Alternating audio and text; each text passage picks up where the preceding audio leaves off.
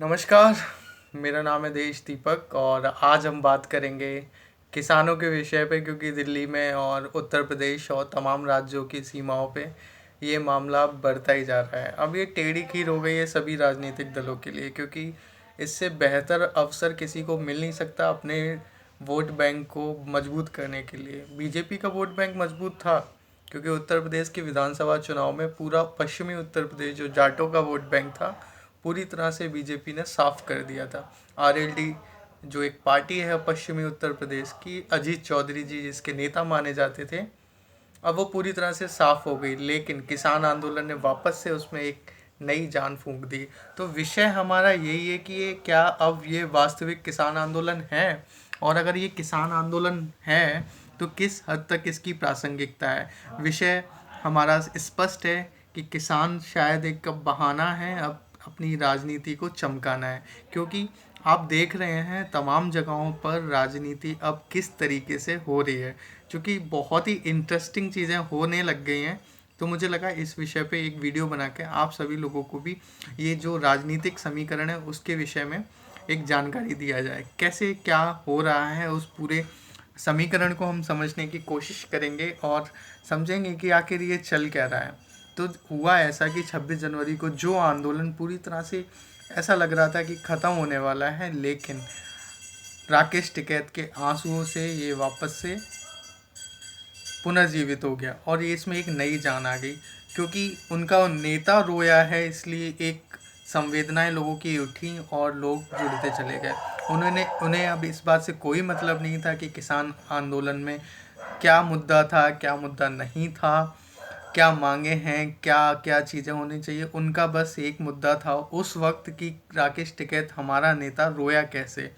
और फिर इसी के इर्द गिर्द फिर जब ये पूरी राजनीतिक समीकरण शुरू हुआ तो उसके मद्देनज़र फिर क्या क्या होना शुरू हुआ ये आप सभी अच्छे से जानते हैं। मैं उस विषय पर नहीं आऊँगा। मैं बात करूँगा आज की जो राजनीति चल रही है पश्चिमी उत्तर प्रदेश, पंजाब, हरियाणा और अब तो पूर्वांचल क्षेत्रों में भी अब ये धीरे धीरे बढ़ने लग गई। लेकिन सबसे अच्छी एक जो इंटरेस्टिंग चीज़ एक पिक्चर नज़र हमें देखने को मिल रही है कि इस दौरान प्रियंका गांधी काफ़ी ज़्यादा एक्टिव हो गई हैं। उनका मेन मकसद सिर्फ यही है कि अब पश्चिमी उत्तर प्रदेश का जो जाट वोट बैंक था 2013 के मुजफ्फरनगर दंगे के बाद ये पूरी तरह से बिखर गया था। पश्चिमी उत्तर प्रदेश में जब उत्तर प्रदेश विधानसभा का चुनाव हुआ था तो आरएलडी, बीएसपी, कांग्रेस और सपा ये चार पार्टियां एक साथ चुनाव लड़ी थी, लेकिन पश्चिमी उत्तर प्रदेश की 180 विधानसभा सीटों में ये पूरी तरह से साफ हो गई। अब हमें क्या चीज़ें जो समझनी चाहिए वो हमारे लिए इंटरेस्टिंग ये है कि जगह जगहों पर आप अखबार में भी पढ़ रहे हैं, न्यूज़ पे भी देख रहे हैं कि किसान महापंचायत हो रही है।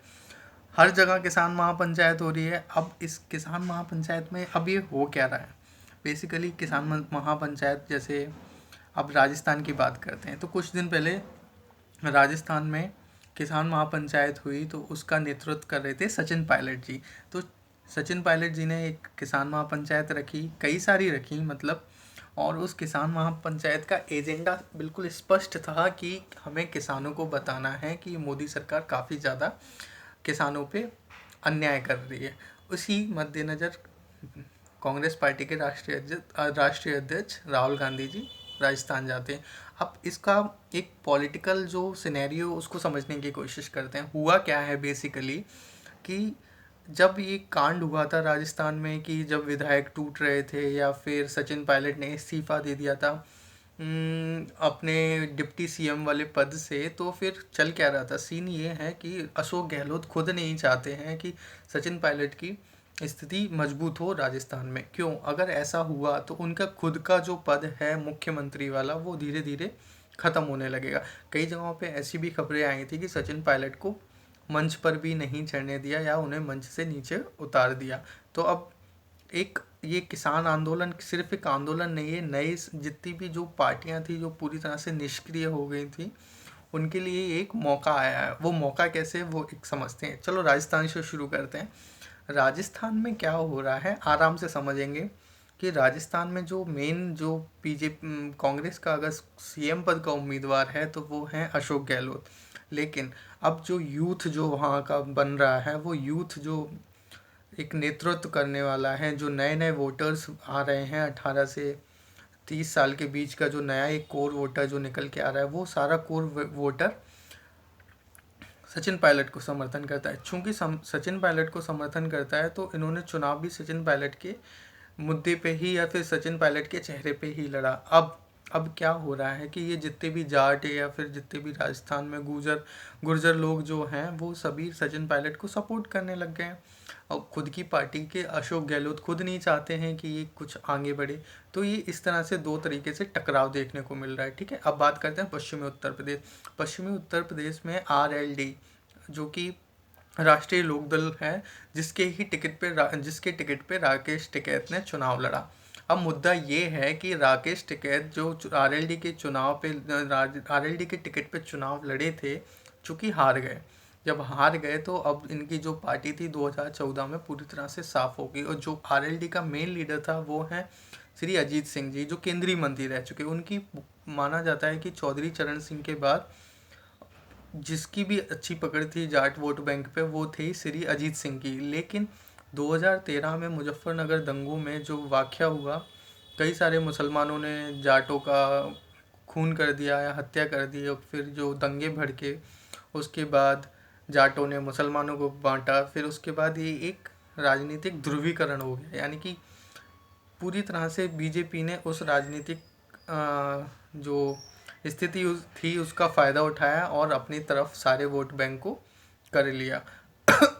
अब दिक्कत कहाँ आ रही है? अब दिक्कत ये आ रही है कि जो जाट बैंक 180 विधानसभा सीटों को कवर करता है, वो अब 180 विधानसभा सीटों पे अपना कब्जा जमाने की आजकल रैलियाँ कहाँ कहाँ हो रही हैं? सहारनपुर, शामली, मुजफ्फरनगर, बुरहानपुर, और ये सारे जो पश्चिमी उत्तर प्रदेश, हाथरस, है ना। तो ये जो भी पश्चिमी बेल्ट है, ये पूरा पश्चिमी उत्तर प्रदेश जाटों का एक सक्रिय गढ़ माना जाता है, एक दबंग। और हमें पता है कि पूरे उत्तर प्रदेश के चुनाव में अगर कोई माहौल बनाने का काम करता है तो वो माहौल बनाने का काम सिर्फ और सिर्फ जाट वोट बैंक करता है। तो अब मुसीबत किसके लिए है? अब मुसीबत बढ़ रही है बीजेपी के लिए, क्योंकि उनका जो कोर वोटर था, जो उनका खुद का एक वोट बैंक था, वो अब धीरे धीरे छिटकते जा रहा है। लेकिन ज़्यादा मुश्किल की बात नहीं है, क्योंकि योगी आदित्यनाथ जानते हैं कि अभी चुनाव में थोड़ा सा वक्त है, और इस बार की किसान बजट, इस बार का जो बजट उन्होंने पेश किया उसमें किसानों के लिए तमाम ऐसी योजनाएं लेके आए हैं। और अब तक का सबसे बड़ा, उत्तर प्रदेश के इतिहास में सबसे बड़ा 5.5 लाख करोड़ का जो बजट उन्होंने दिया है, उससे उन्होंने लोगों को रिझाने की कोशिश की है। अब मुद्दा ये उठ के आता है कि ये किसान आंदोलन जो कि नॉन पॉलिटिकल आंदोलन था, वो पूरी तरह से अब पॉलिटिकल बनता जा रहा है। राकेश टिकैत की डेली सभाएं कहाँ होती हैं? राकेश टिकैत की सभाएं हो रही हैं हरियाणा में, जिंद में, रोहतक में, सोनीपत में हरियाणा में, पश्चिमी उत्तर प्रदेश शामली, और तमाम ऐसा जो बेल्ट है वो पूरा हिंदी भाषी क्षेत्र, पंजाब, हरियाणा, राजस्थान और ये उत्तर प्रदेश, तो इन 4-5 राज्यों में ही ये सिमट के रह चुका है। ठीक है, संयुक्त किसान मोर्चा के जो यूपी क्रांति गेट जिन्होंने गाजीपुर में बनाया है, वो पूरी तरह से अमूमन खाली ही रहता है। लेकिन इनकी मांगे तो वही हैं कि किसान जब तक बिल वापसी नहीं तब तक घर वापसी नहीं। लेकिन अब मुझे लग रहा है ये पूरी तरह से राजनीतिक हो चुका है। और हम अगर इसको एक पॉलिटिकल व्यू से देखा जाए, इसका राजनीतिक एनालिसिस किया जाए, तो हम स्पष्ट देख पाते हैं कि इस समय तमाम पार्टियां, कांग्रेस, प्रियंका गांधी, राहुल गांधी, RLD, अजीत सिंह, समाजवादी पार्टी, और मुस्लिम की AIMIM, ये सारी पार्टियां क्या कर रही हैं? अब किसान के मुद्दे को भूल के किसानों के ऊपर बंदूक रखकर, कंधे पे बंदूक रख के अब अपनी राजनीतिक जो स्थिति है उसको मजबूत करने की कोशिश कर रहे हैं। लेकिन इससे ज़्यादा घबराने की कोई ज़रूरत नहीं है, क्योंकि लोग समझ रहे हैं कि हाँ, ये पूरी तरह से अब पॉलिटिकल हो चुका है।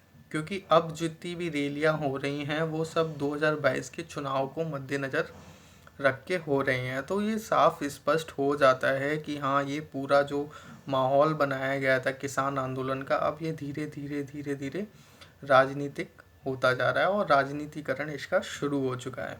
अब देखते हैं कि 2022 के चुनाव में क्या होता है। उससे पहले तो बीजेपी की अग्नि परीक्षा पश्चिम बंगाल में भी है, क्योंकि मुझे लग रहा है कि सरकार अभी इस आंदोलन को पूरी तरह से स्पॉइल्ड या फिर ध्वस्त करने के मूड में नहीं है, क्योंकि पश्चिम बंगाल का आगामी 2 महीनों में चुनाव होने वाला है। उस पे भी हम बात करेंगे कि क्या क्या इसके सीन्स हो सकते हैं।